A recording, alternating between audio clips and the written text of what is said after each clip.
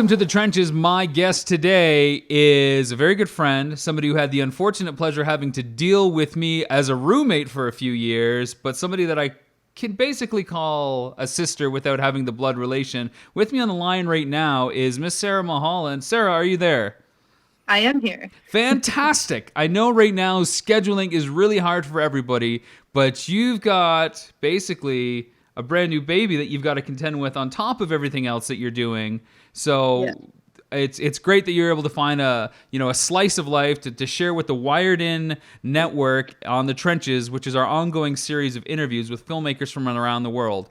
Now, people might not know who you are that are listening in, although we're going to plug the crap out of it ahead of time. So why don't you just, we'll cover the bio questions early on. So like, who are you? What do you do? How long have you been doing it? And just give us the scoop. My name is Sarah Mulholland, and I live in Toronto, Ontario, Canada. T-Dot. And yes, and I guess I have been assisting and shooting since about 2006, 2007. I started off going to university with you. That's how I met you, Rob, in London, Ontario Western, the film program.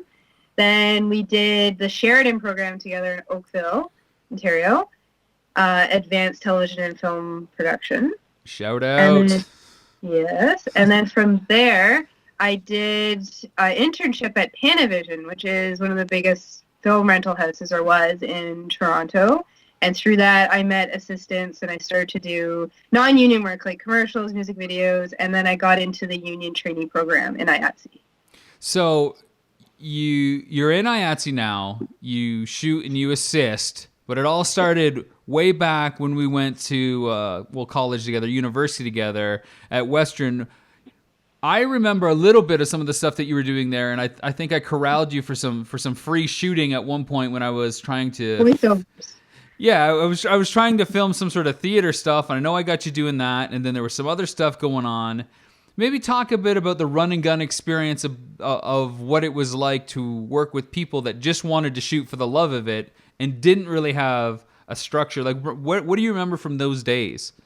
Well, I had no idea what I was doing. Most people I worked with had no idea what they were doing, but we all sort of loved the same thing because we were all in the same program, and it was fun. It was very disorganized all over the place, but it was a cool learning experience because we all were film geeks, taking classes about film and watching films, talking about films, and we just wanted to somehow learn and get into it, but we really didn't know how, so we were just sort of helping each other out.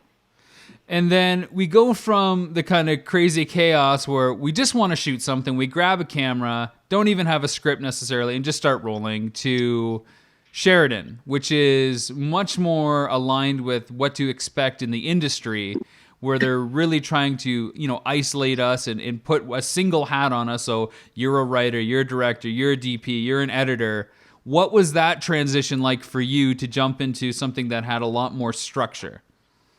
Well, that was great. First of all, I wouldn't have gone if it wasn't for you, Rob, because I remember I had no idea what I was going to do with a film degree from university, and I was talking to you late one night, and the deadline for Sheridan was like a day or two away, and you're like, apply, and I had no idea what I was doing, and then that was the end of it. I got in, and with your help of, advice on how to apply and everything, yeah.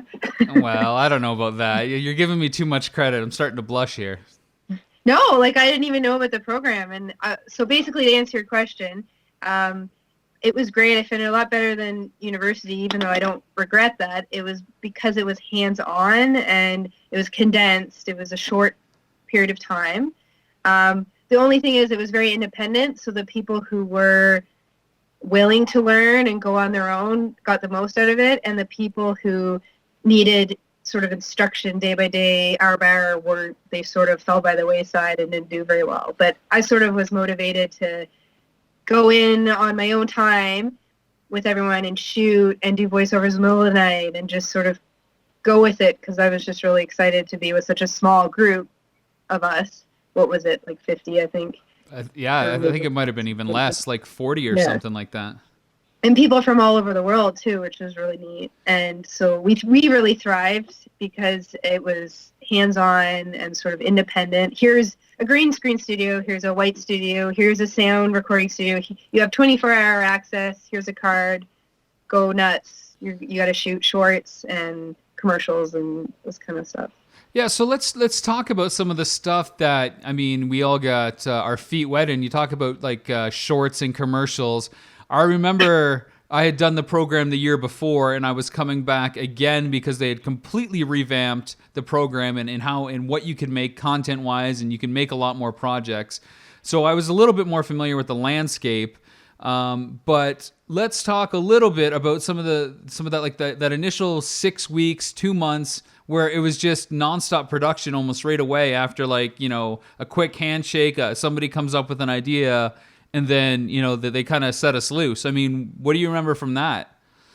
I remember it being chaos. I remember I pretty much helped on every single film there was, whether, I don't know how many, 15 or 20 of them, because everyone needed help. And some people just did their role on a couple of films, that was it. But I ended up like assisting and doing boom and I just wanted to learn everything about it. So I got the most out of it, I think, because it was nuts and just sort of tried every role.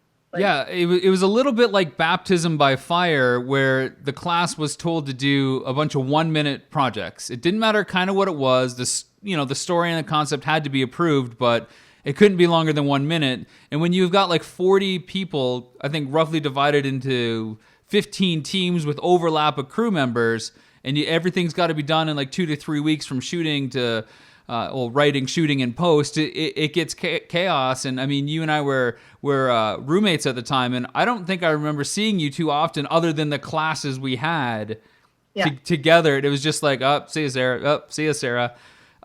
So it was really baptism by fire. And I think, like you said, you got to take advantage of and discover and find out what you wanted to do.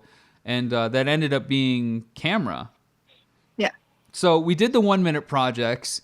Things settled down a bit. Everybody decided what they wanted to do, and then the major projects came. I'm just gonna go back one step and just let everybody know. Like you said, it was a short program, very hands-on, intense.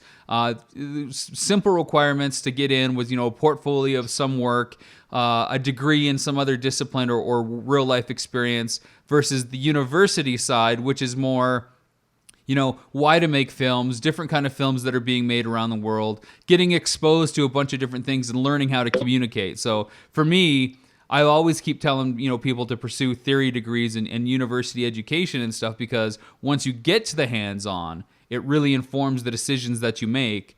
So here we now are in Sheridan. We're tackling some of these major projects. And when I say major projects, we're still talking 10-minute pieces, but, you know, it's 10 times the length of these minute-long things that were rushed through in a 2-week process. And now we've got a couple months to let the whole thing gestate, to have some crew meetings and some cast meetings. And I know you were on probably at least 2 or 3 different shorts in some capacity, like the major projects, if not more. So maybe, I don't know, maybe talk about what you remember from that. Like the first one went, and I don't know, what was the first short the major short that you remember working on? I think it was the religious one with like the Christ. I don't know. It was really strange. Was it Bobix? No, I think that was, I want to say Mr. Mark Montague was behind that one. Maybe. But yeah, I don't remember too much, to be honest. It's hard to remember because they all sort of blended together. But I think that it might have been one of the first ones, and I think I might have done something like PA, like running food or something, and then one of the other ones, the same thing. I helped with set decoration. Just kind of wherever you can help out, which is cool. But you ultimately got to DP a short too, didn't you? I'm trying to think. All I remember is I had never used a Pee-wee doll, like an actual dolly before. Right. And I got to sit on it with the camera, and that was just hilarious because I had no idea, you know, which way was up and down, and someone was pushing it for me, and but the coolest thing about that was just getting to light it. And like I said, I had no idea what I was doing, and got to do splashes with gels and big, huge lights that I've never touched before, and a really professional camera, and just sort of getting to play with professional equipment for the first time. Yeah, and one of my favorite things, like you mentioned earlier, we had 24/7 access to kind of do whatever we want. You know, we're only there for a year, so in hindsight, you'd almost think back like, oh man, I wish I could have made a little bit more use of that because you take it for granted. But one of the things that we got to do together is we didn't rent, but we borrowed a bunch of the equipment and we drove to London and we shot all these cooking videos. And that, Oh, right. you remember doing that at the market there with Yeah. Kent Van Fun. Dyke? Yeah, so Brent was with us, John was with us, and you were there. And we went and we shot for the whole day in a public space, basically like how-to cooking classes. And man, I got to tell you, we looked like pros. We went in there with all our gear. We had 2 monitors set up. What do you recall about that experience? The food, eating the food. Yeah, I mean, Kent had a flair for seafood, which I don't eat for whatever reason. I just don't like it. But you weren't going to shy down from that the bacon wraps, scallop or the pan seared sea bass, and of course the butternut squash soup he did. Yeah. So I mean, that was just one of the little projects, and then of course the major projects kept going on. Like you said, it was all a bit of a blur to you. Then I corralled you and hijacked you after the kind of program ended, and thankfully you helped me out on Monster on the Stairs. Oh yeah, that was fun. Yeah, so there was 6 of us on that project. I kind of bent the rules a little bit in order to shoot on 35, which I got for free, which is great. The stock I just had to pay for developing. We got to shoot on the 35 camera, of course, and we had 4 walls to build 6 sets. So I remember painting all night long, listening to music, assembling the stuff, and then we would shoot because we actually cast actor people, which was nice. The other great feature being at Sheridan. We cast actor people, and once the scene was done, we had to repaint like right there and then reconfigure the whole space and move around. What do you remember about the most difficult part of that whole production? Just like you said, the time limits and space and the constraints that we had, that was hard. And for me personally, I remember I was loading film. Yeah. And you asked me, I think, and Brent, who's a DP, if I wanted to assist. And I actually, strange enough, to have said not to. I wanted to load because I figured that I would be more likely to be doing that first, which is true. That's what I ended up doing. And I was more nervous about loading film than being on set assisting, because everything lays in your hands, the final product, if you expose it or not. So I ended up doing that, and that was very nerve-wracking with all the chaos going around, like you said, about the sets and painting and everything, having to concentrate on loading the film in the dark. Yeah. And also, one more point is that with the camera, was the viewfinder wasn't actually working, so nobody could see, and you as the director or the DP couldn't actually see or show anybody the product unless you look through the. Yeah, I mean, definitely. I mean, I had made some short films, of course, before then, both in the 2 years I was at Sheridan and some at Western and stuff. But shooting on film for the first time, not having a video assist of any kind, just. I mean, that's taking trust in your DP. I mean, because he would show me the frame beforehand. I'd look through the lens. Yep, that looks good. I mean, we didn't have too many complicated shots. There was a lot of stuff that was locked off. There was probably like maybe 7 to 10 moving shots at most. So it wasn't like a huge gamble, but between having to rely on his skill, and Brent, and I had worked together a few times, so I wasn't too worried about that. And you're dealing with the film, like the actual like product, the thing to load it, and so that we could take it and get it developed. And then just all the other question marks about that project, like the CG stuff. I'd never shot that much green screen. There's a fair bit of green screen in that one for me. What do you remember about shooting the green screen stuff? Just not realizing how complicated it was, how you sort of had to have the camera locked off, and if we were going to move it, we had to make sure it had to be exactly the same spot, and lighting is very important with the green screen. We didn't know what we were doing, even though Brent was way more experienced than any of us. It was still a big job for him to do, so just learning about that. And also the neat thing about the program, as well as that project, is there were people of all different capacities of learning and how experienced they were. So some students were actually already experienced a little bit in film, so the people who weren't, like myself, would learn from them because they had already worked in the industry a bit. Yeah, and even going one step further, the way that we were allowed to work with other programs at Sheridan. I mean, Monster on the Oh, Stairs would never have happened if I couldn't have guaranteed the visual effects class, which was in a complete another department, to do all the green screen work for us.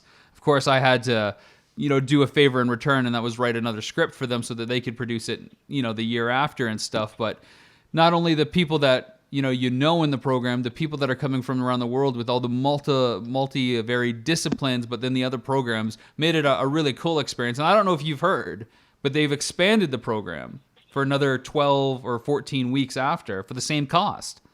yeah, I remember seeing. I think it was through the Facebook alumni page or something. Yeah, I mean, I can only imagine how much more fun we could have with another 12 to 14 weeks. But at the same time, I feel like, man, I was really itching to get out there, once that was done. And, so the term wraps up, and what goes through your mind first? I mean, you didn't know what to do once you were done your film degree. I talked you into going to Sheridan to put it off for a year before you had to make any decisions. Now you're done Sheridan. Now what? Yeah, the real world. I didn't really know what I was doing. So we had one class that was supposed to help us get internships. And I remember it was sort of hard for the teacher to get us all internships. So I took it upon myself to call rental houses. And the only reason why I knew that is because of my camera teacher in the camera class at Sheridan. He was an actual DP in the union. He told me, he said, call the rental houses. So I called, was it Sim Video, PS, Production Services, Panavision, and finally Panavision took me in, and that's how I got going. Well, what was that like? Panavision is a recognized name. Everybody knows the name Panavision in the film industry. Yeah. So what was it like working at the warehouse? What were they having you do as an intern?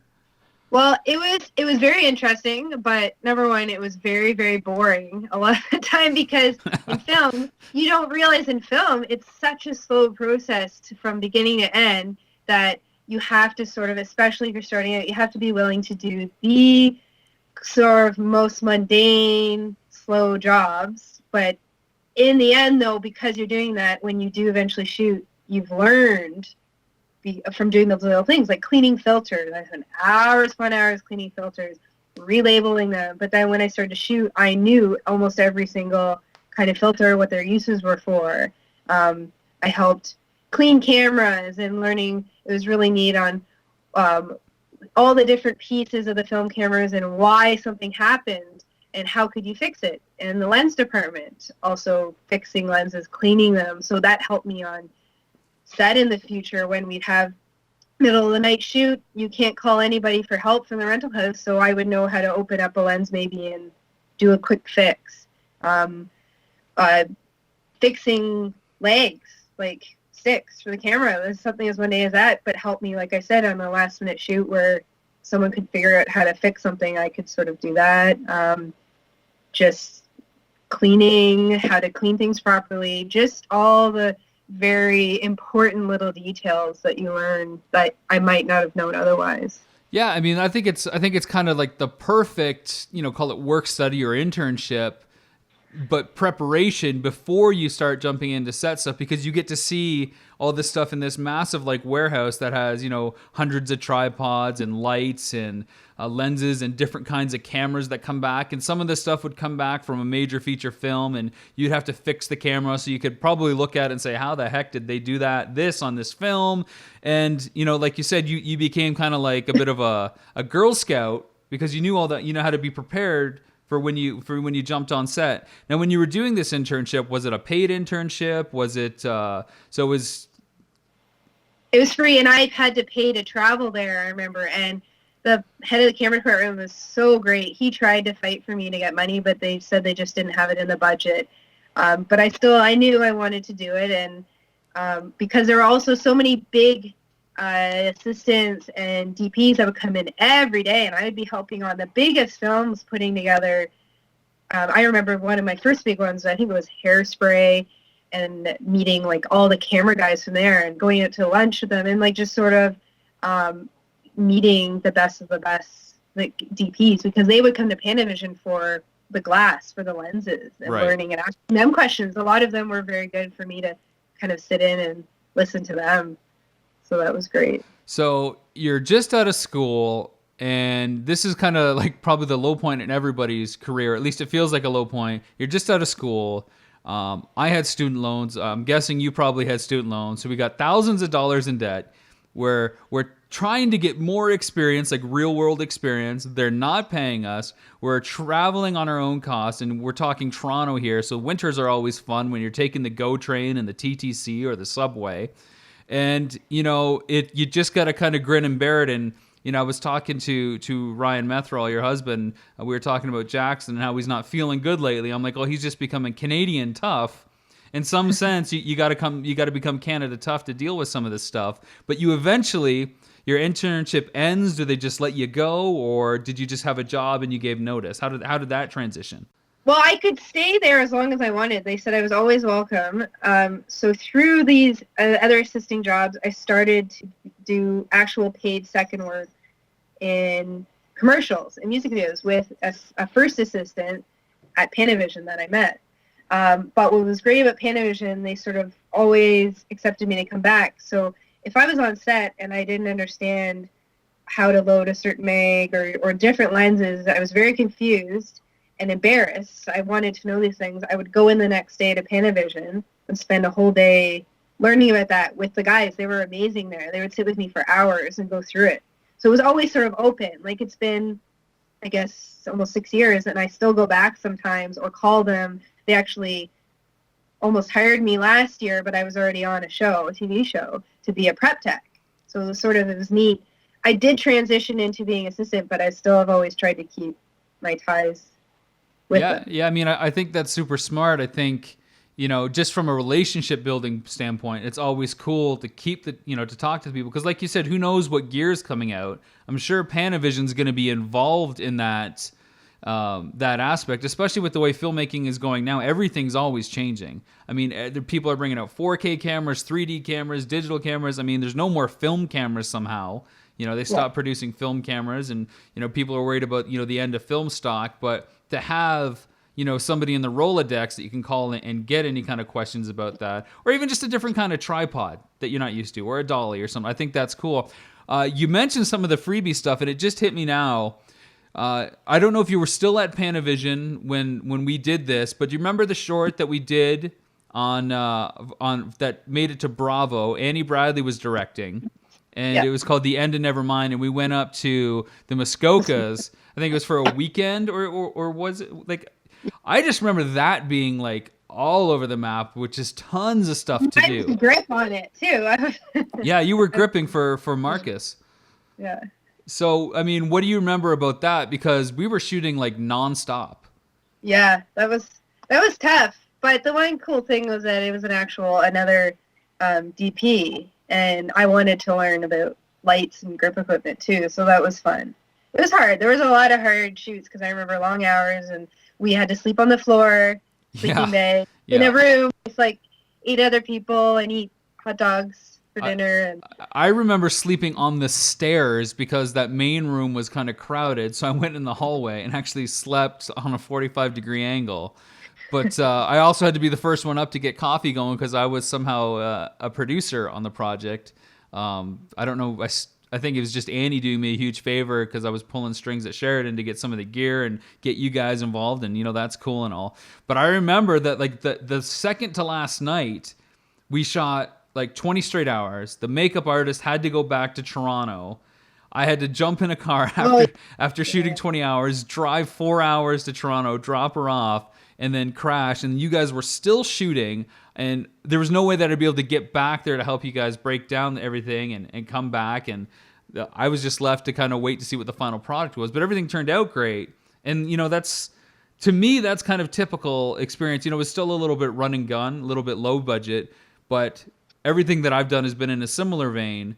You've had the pleasure of doing something that's like super structured, super like, real, like 100% pro. And of course, I'm talking about 2 major films that stand out every time I talk to people about you. And I talk about you all the time. Well, I mean, I think what you've done is a huge success story. I mean, You come from, like university not knowing what to do after your film degree, and you're working on two major films that I love, Scott Pilgrim versus the World and Kick-Ass. I mean, talk to me about Scott Pilgrim first. I mean, because I went to high school with the comic book author on it, Brian O'Malley. So the fact that I knew him and you're on the film, what do you remember about that whole process? Let's just say that was the best and worst experience I've had. I love it already. I love where this is going. This is the point of the show. This is the trenches, so we can tell everybody out there what it's like to work in the film industry, so they can maybe glean some good stuff out of it. So, best and the worst. Let's start with why it was the best. The best was that I learned probably the most I've ever learned on one show. It was very long. It was probably, I think, almost 7 months. We prepped for 2 months. Wow. 2 months every day prepping camera packages because we had, I think, about 6 full-time camera packages. We had like a VistaVision camera, which is a really strange camera, and all sorts of weird ones. And then we had daily packages that would come in of different cameras as well for different rigs, so we had to sort of prep that to be ready to come out. It was just insane. Camera tests with famous actors, hair and makeup tests would take, normally for a TV show, a couple hours. It would take like 3 days. Like, it was just insane. Okay, so you're already speaking over my head because I am such a indie producer that I don't have the luxury to do any of that kind of stuff. You're talking about prepping for 2 months within the camera department. Okay, let's talk about what the camera department is first. Give me the general kind of breakdown. There are always exceptions depending on the show, but yeah. How is the camera department made up? Majority of the time, there's the director of photography, and then they usually bring along their operator. And usually there's almost always an A and B camera team. Okay. So the A and B camera both have an operator. They both have a focus puller. They both have, which is called the first camera assistant, then a second camera assistant, and then usually not anymore, but when I did that film, there would be one film loader, which is what I did.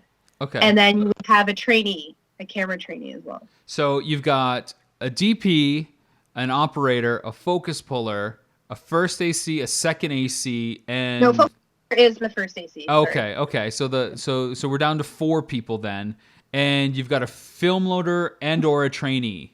No, always a trainee. Very important. Trainee is very need trainee. Okay, so we're talking 5 people, like a small kind of band, a guild of camera people, and you're talking about prepping for 2 months. So you show up whenever call time is, and what, you just assemble gear into like rough piles, or how does that work? Oh my God! So usually on a show you'd have 1 or 2 camera packages, but because we had so many, like 5 or 6 camera packages. Each camera package, because it was film, you need film mags to be able to load the film in. You have to test those to go with every camera.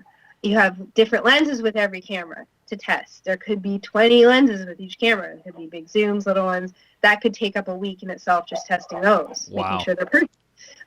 Because it all falls on the focus puller if things are out of focus, and it was because of flange or something with the lens isn't working. They didn't test it. It's all on them. So everything to a T has to be tested. Like the legs, the sticks, the heads, everything. Because like I said, it's our responsibility. If we leave, we're sort of the insurance or the production company to test every detail. So you assemble all this stuff for 2 months. You're doing hair and makeup. You're just doing the regular, the checklist of all the gear. Shooting time comes. Tell me about that. I mean, are we still talking the best stuff, or are we starting to get into some of the worst stuff territory? Probably worst stuff. Okay. But mind you, I just upgraded from a trainee. The focus puller helped me upgrade from, because I had worked with him on a show as a trainee. Okay. So I left the show early, my last show, to go right onto this, and I'd never been on a big set. I had never loaded film. I loaded film in short films and stuff, but we're talking like over $100 million budget. I had a dark room. I had my own side of a transfer truck with sometimes hundreds and hundreds of rolls of film. We had 2 different stocks, so I always had to like judge which one to have enough loaded for day or night or inside or outside. Just that stress alone, just I couldn't sleep. I was just knotted, like tense inside. Just it was beyond me. The type of cameras and loading and things that I've never seen before. Like scary. Like I could tell you if I don't know if you have time, but just from Yeah, we got lots of time. We got lots of time. prep, the worst experience I remember, not worst, but scariest experience was in prep. We actually shot, like we did almost full day shoots to test things, and we did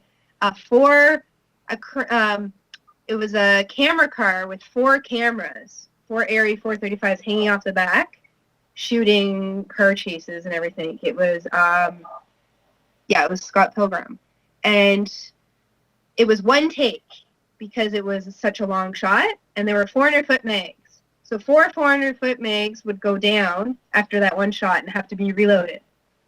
So I'd be in the back of a van, sitting on the floor with my hands in a dark bag, and someone would run me those 4 mags, and I have to change them all within like 2 minutes and put fresh film in and hand them out.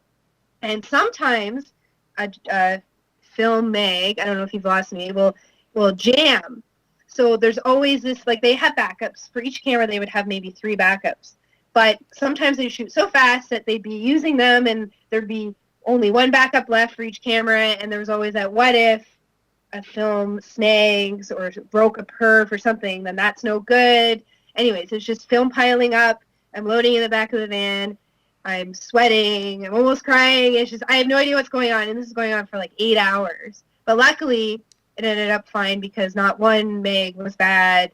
They always had a backup and nothing was scratched. Everything turned out well at the end. But I'd say that was the most insane experience, you know.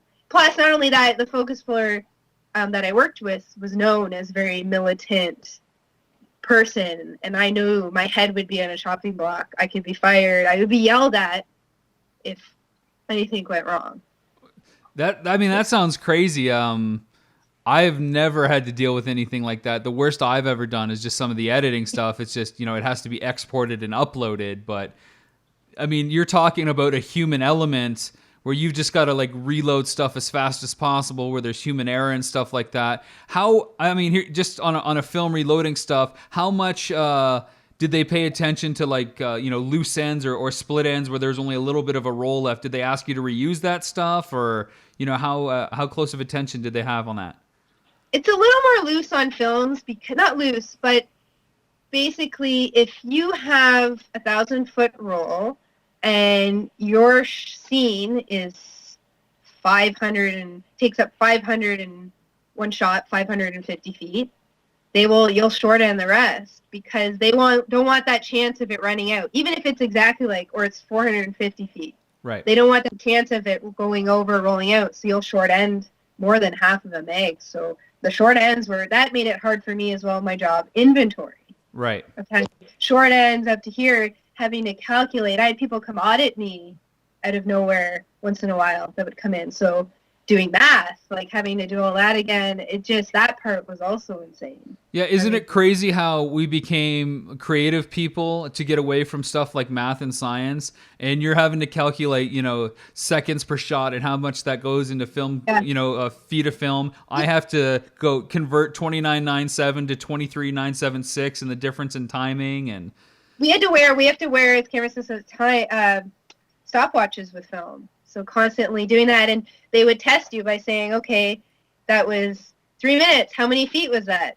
And how many feet in 4 perf and 3 perf and things that I had never heard before, or just, on paper. And that's crazy. I mean, you're literally blowing my mind now. I wanted to say before that I know a little bit about the camera department and kind of how it works. It's clear that I don't know near as much as I need to.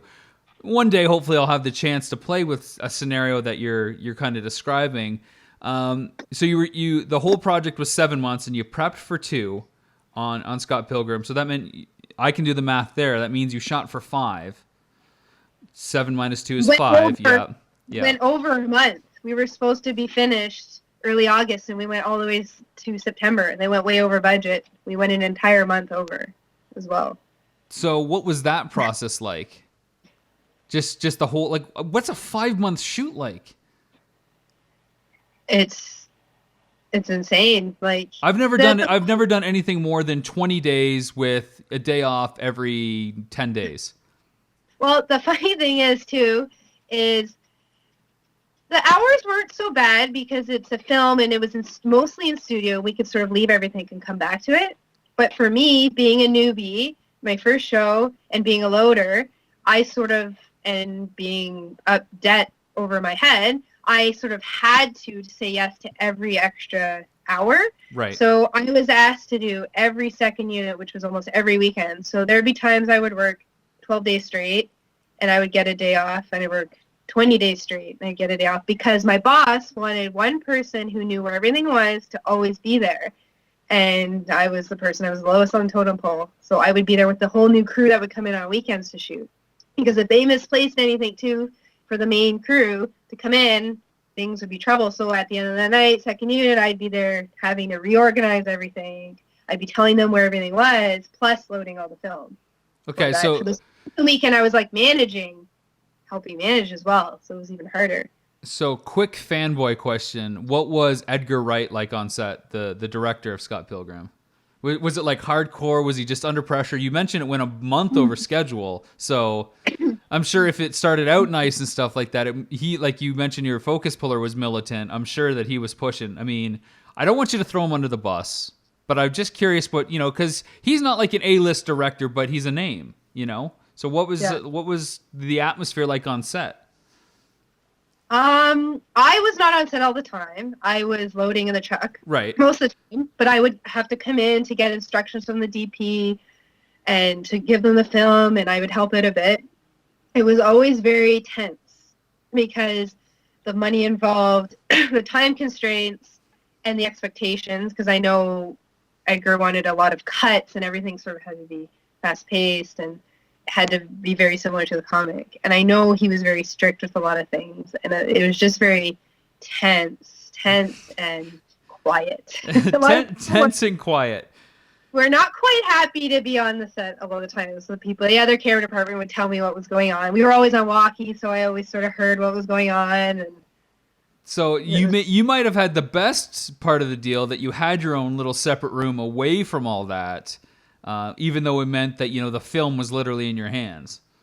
Yeah. So I thought, okay, yes, some days it would be, okay, phew, I'm not on set when I know it's really crazy. But then I would feel almost just as stressed or more stressed because they'd be doing a stunt worth hundreds of millions of dollars. And it was on one roll of film or 2 rolls of film with a car explosion or something. And if I were to expose that or scratch it or anything, it would all be on my head. That one scene or one shot that was worth that much money, because they either couldn't do it again, or to do it again would take 8 hours to set up. Right. That's crazy. I'm loving this. Let's talk about the other big film that you worked on, Kick-Ass, directed by Matthew Vaughn. I mean, I think everybody that's any kind of superhero fan immediately fell in love with this. And of course, this is based on a graphic novel, and Matthew Vaughn has also directed Stardust, and he did X-Men First Class, and it was announced recently that he's going to be producing the new Fantastic Four film that's directed by Josh Trank of Chronicle fame.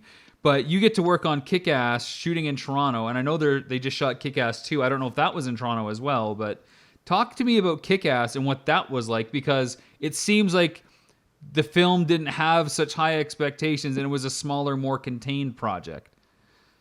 I was actually a camera trainee on that film, but I got to do a lot because it was second unit, and they didn't let them hire a film loader, but it was film. So the poor second camera assistant we had one camera operator, one focus puller, one second camera assistant. Sometimes there'd be multiple cameras, and he would be running back and forth, loading film, sprinting, stressed out, and I was a trainee, so I would end up doing a second camera assistant's job. I'd be slating 2 or 3 cameras. I'd be helping the focus puller, changing lenses, doing everything. So I got to learn way more than some trainees and get to be sort of in the mix of it. And the guys from the UK, the DP and director, were amazing. They were hilarious. They taught me so much. They would grill me every morning. They would say, if 8 a.m. in the morning or 7 a.m., they say, okay, Sarah, we're putting in this filter with this lens. What should our stop be? And I'd have to sort of like get me to calculate it, and eventually where I could answer them quickly. That I mean, right now you're describing like a night and day kind of scenario where this seemed to be a little bit more fun. Maybe because you were a trainee and you didn't feel like the world was on your shoulders, literally handling a $100 million project. But yeah, I don't know. well, I mean, there was also, I think, because it was second unit. Second unit, I've worked on other second units and big features too, and they're a lot more. I think less stress because you're helping out main unit, and the hours are different, and also the UK guys weren't used to trainees. They didn't have any trainees in the UK, so they found it exciting that our camera crews in Canada teach people on set to bring them out. So right. they thought, why not? That's awesome. You mentioned that you had done a bunch of other features. Is there any other credits that you want to throw out there to pimp your resume so everybody knows? The Thing, the prequel. Okay. I think it was 2009, 2010. Yeah. It was actually one of the more amazing things I did. That was second year as well, so it was fun. Do you want me to? Yeah, let's talk about that. I mean, I'm a huge fan of the original with Kurt Russell.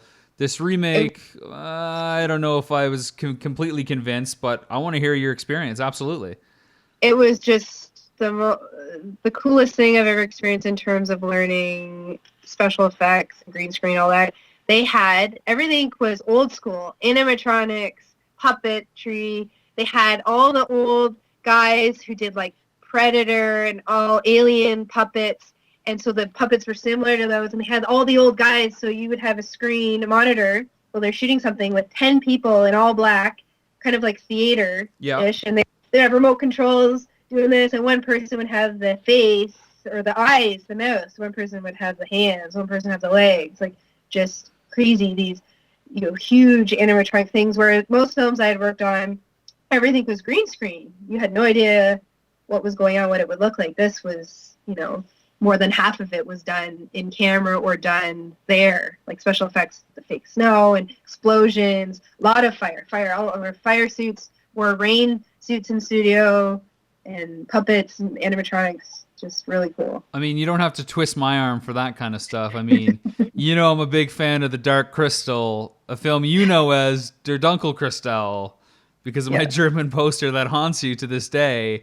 Huge Henson fan, huge practical fan. It's interesting that you mentioned that was really exciting for you, because everybody talks about, the actors don't have something to connect to when it's green screen and stuff like that, and it pulls them out. But now, I'm thinking, geez, it's so much easier for the crew to get excited about showing up, because, what are we blowing up today? What creature's going to be on set, and how are we going to pull it off? And as a director, it's just really nice to have it in the can. When it's on the film, you don't have to worry about it later, because, you're shooting, and the problems that can happen there, and then problems that can happen in post. It's just nice to get it done. And yeah, I mean, that's such a great point. You get excited to come because you see it. Well, I had my own fire mask with my name on it that I had to wear every day, because the amount of fire and explosions that we had. And I would go home dripping in purple food coloring, and KY jelly, which sounds odd because I was the alien goo. And like everything was just there. It was visceral. It was not done in post. So I would be slipping and falling on the alien's blood all over the wall. It was really cool. That's awesome. What other stuff have you worked on? I know you mentioned some shows, but is there any other features that you can think of? I mean, I didn't even know that you worked on The Thing. You kept me in the dark on that one. Well, I was actually a second camera assistant on that, which was cool. I was B camera on that.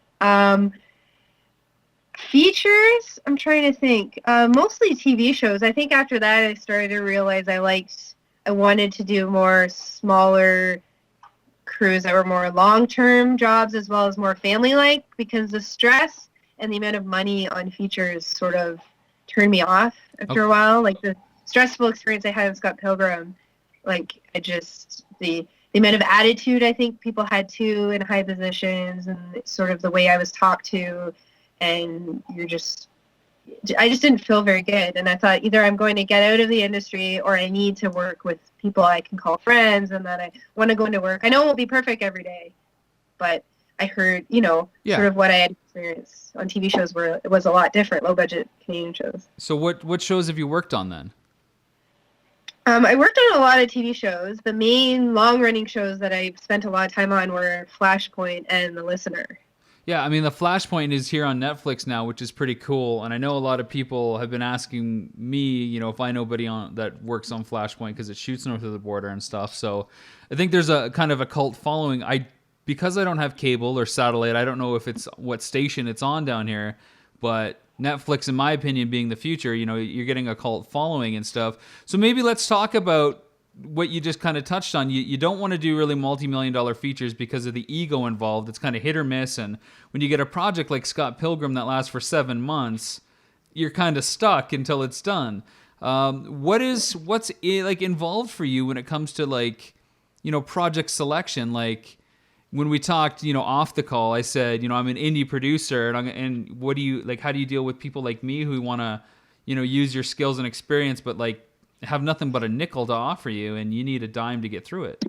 I love that. You know what? If I'm asked to do that, in all honesty, if I was asked to be a camera assistant or loader, I might not do it. But if I'm asked to DP or shoot or something that I'm aspiring to be and that I want to learn more about, I will do it in a heartbeat. Because, like I said, I did the freebies of camera assisting to be a camera assistant. Now I'll do freebies to be in a higher position. Now, because usually, I was going to say, now you're saying this on the show, you're saying it to me, you know that I got lots of plans, more plans than money, more projects than, the paper in the world. I think you were busy when I was shooting on Earthly, and I think you were on Flashpoint at the time, so obviously I couldn't pull you off of that because money's money, and, you also committed, and you can't break a commitment. But you better watch your phone because I might be calling you to DP something. When I was 7 months pregnant, I did I think 7.5 months pregnant, I did a 48-hour film festival where we shot all handheld, all night, all day. I did that, which was kind of crazy because I was off work, so we did I was doing my opportunity to work on shorts. And then when I was about 2 weeks away from my due date, 3 weeks away, I did a short that we spent all weekend doing as well. That both ended up doing really well. So that's awesome. So you mentioned you were pregnant. Obviously, we're blessed with Jackson now in our lives. Rearranging schedules to suit the king's need, so to speak. Obviously you're not done with film. I can hear the passion in your voice still. What are your plans film-wise going ahead? Are you just on leave right now? How's that working? Yeah, I'm on leave. I've been asked to do union stuff and non-union stuff. I just keep saying no because this is my time, my break with Jackson. I was actually asked to do probably 2 or 3 week feature in Hamilton, but that with Jackson, I had to leave him overnight and go there, and it just didn't work out. The sad thing is I would have loved to. They had no money as well. Right. And I would have loved to, but it didn't really work out. But I definitely want to do stuff. I did a web series a couple years ago, and that's doing well. I think it's online now. So did you want to plug that web series at all? You can throw that name out there. Pretty in Geek. It's sort of about Dungeons and Dragons and LARPing, and that's involved with some of our fellow Sheridan grads, is it not? Yes, that's how I do a lot of my shorts and the opportunities is through friends who are directing or producing, and they want to try their hand at higher positions as well, and they give the opportunity to other people to on the crew. That's what it sort of is. It's a collective short of everybody trying to have a bigger goal to do another job within the film industry. Well, I mean, I'm telling you right now, I'm going to be getting in contact with you sooner than later, especially since Unearthly is wrapping up now. We literally have a handful of shots left, and I'm really itching to shoot again, and there's a good chance that I'll be shooting north of the border, whatever the next project is. So stay by your phone. Sarah, I'm going to wrap up the interview, and like I mentioned to you before, we always wrap up our interviews with a little kind of what-if kind of fanboy or fangirl scenario. 3 quick questions. The pressure's off now. You did a great interview. So question number 1, You get asked to DP for Spielberg. What kind of film? What kind of genre is it? And is there any kind of particular piece of gear that you would love to use? Don't worry about budget. That's a hard question because my favorite films are comedies. I'd love to do a big budget comedy, but in terms, I would have to maybe go against that and do something sci-fi because I'd have that person experience to do something really cool with the effects and camera gear and try all sorts of cool effects. So I'm guessing you'd want practical stuff, animatronics, and would you want to shoot on film or digital? Oh, that's a good question. You know what? I miss film. I miss a lot of things about film. But on Flashpoint the last season, we shot with this amazing camera that I never thought would actually look like film. And because we used to shoot Flashpoint on film. And then the last season, fourth season, we switched to this camera and it was amazing. So it would be a tough choice. I would say we could do digital if it were the top of the line camera. What is the top of the line camera? Just so I can write down and take notes. I mean, I know a lot of people love the Red series. They're huge, all about Red. A lot of people like the Arri Alexa stuff that's coming out. It was the Arri Alexa. Okay. Yeah. It was like going from PC to Mac because we, like, say if you were to talk about the Red camera that I've used on shows, right? The Red camera to that, it was like going from PC to Mac where it was just user friendly and so easy and temperature friendly. You could shoot cold and hot. And where the other cameras would fail, this one was awesome. It was really good. Good to know. Good to know. The second question I have for you, other than all those little side questions, of course, is you get to work on any film, past, present, or future. What film do you want to work on, and what role do you want on that production? Oh, that's really hard. That's sort of something I really have to think about. But if I were to say off the top of my head, because maybe my bookshelf is behind me, the Harry Potter books, the Harry Potter series. I think that would be a fun. Again, you're picking stuff that's fantasy, and I know they use a lot of real elements there, so I can completely agree with you. Sarah, the last question I have for you, really how you can really have a lot of fun with this is, if you could be any superhero, who would it be, why, and how would you use that superhero's powers to help you with your film goals or anything else? I'd be Camera Girl. I don't know if I read that comic book yet. I'd be super camera girl. I could solve every camera issue and I could shoot anything anywhere. And I'd be in charge of it all. And I would knock down all those old men that are the DPs and focus pullers. I'd be the woman that would be in charge and not have to listen to those old guys. So we're going off roster here. We're going to create a whole new superhero, Camera Girl, just so that you can get everything done right and kick out the old guard and make way. I like it. So Sarah, thanks again for taking the last hour or so out of your time. I've had a lot of fun. I hope you've had fun. I know you were a little nervous beforehand, but I think you did fantastic. So thanks for being in the interview. Thanks for having me. It was nice catching up. This has been The Trenches, our ongoing series of interviews with filmmakers from around the world. I'm your host, Rob McCallum, and you have been listening once again to the Wired In Network.